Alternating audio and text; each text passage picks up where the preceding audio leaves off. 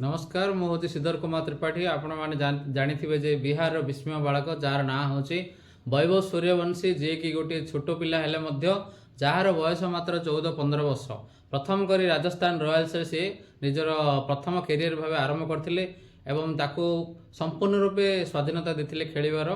Rajasthan Royals जी coach थे जी कि राहुल द्रविड़ 2 वर्ष से 14 वर्ष होता मात्र 14 वर्ष एवं 15 वर्ष बर्तमान ए वर्ष आईपीएल रे सर्वाधिक रन करे विराट कोहली रोहित शर्मा एत धुरंधर बैट्समैन थाई समस्त से रन रे आग्रह रही।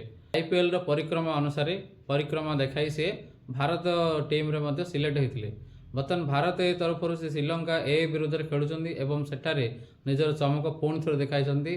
से मात्र 50 रन कर मात्र 11 बॉल रे एवं से पूर्वतन श्रीलंकार बैट्समैन रेकर्ड भांगी।